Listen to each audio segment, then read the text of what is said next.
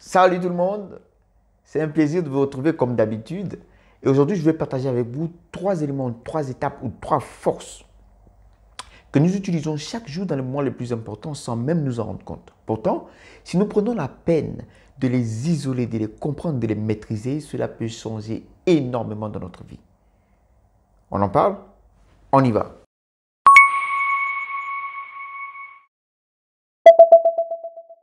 Pour ceux qui me voient pour la première fois, mon nom est Kevin Koddi. Et sur cette chaîne, nous mettons ensemble nos idées, nos connaissances et nos expériences dans le but de devenir meilleur chaque jour un peu plus. Devenir meilleur, c'est important parce que tout autour de toi change. Et si tu ne changes pas, imagine ce que ça donne. Comme on le dit, qui n'avance pas recule. Fais un effort chaque jour avec des petites choses, d'évoluer, de changer et tu verras ce que ça va donner dans ta vie. Comme je le disais en introduction, nous allons parler de 3 éléments qui sont très importants. Ils sont importants dans ta vie de tous les jours et nous allons voir comment ils sont importants. Quand, par exemple, vous êtes un vendeur, quand vous avez un produit à vendre ou quand vous êtes une entreprise qui vendez des produits, qu'est-ce qui se passe? Comment est-ce que vous faites la vente de vos produits? Comment est-ce que vous procédez? La première étape, forcément, vous attirez le client par rapport à votre produit, n'est-ce pas?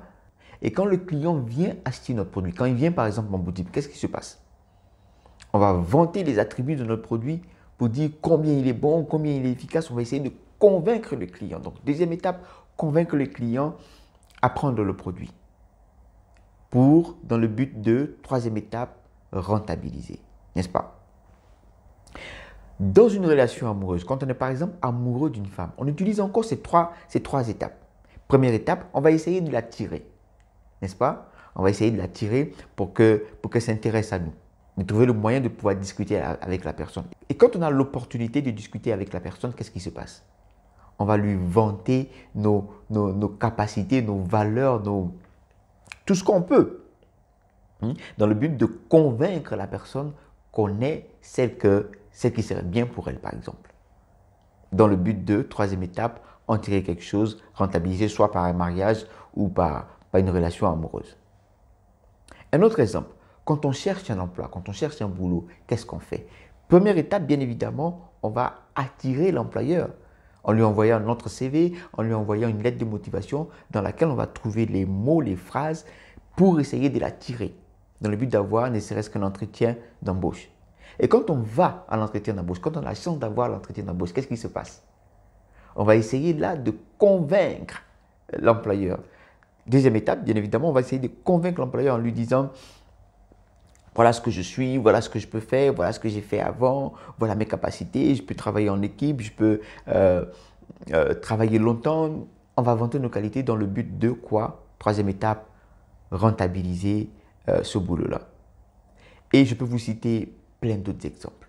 Ces 3 étapes, pour ceux qui ont la chance de les connaître, de les maîtriser, ont beaucoup de l'opportunité parce que ça fait partie de notre vie de tous les jours. Et ne pas les connaître ou juste les subir nous fait perdre beaucoup d'opportunités. J'ai rencontré un monsieur qui est quand même âgé et qui me disait que le boulot qu'il faisait actuellement était le seul boulot de sa vie et qu'il avait longtemps galéré avant d'avoir un boulot. Mais ce qui l'étonne, c'est que son employeur lui dit tout le temps « Mais comment, avec toutes ces valeurs, tout ce potentiel que tu as, comment est-ce qu'il est possible que depuis, personne n'a pu te recruter ?»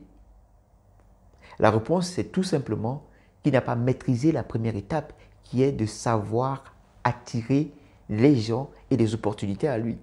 Certaines personnes vous diront aussi, moi je vais à des séminaires, je vais à des networking et c'est comme si j'étais transparent. C'est comme si personne ne me voyait, même quand j'approche les gens, c'est comme si…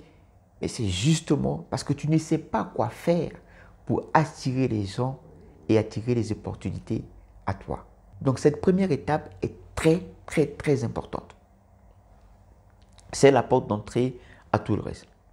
La deuxième étape, bien évidemment, c'est d'être capable de convaincre. Il faudrait que tu aies la capacité de convaincre afin de saisir cette opportunité-là.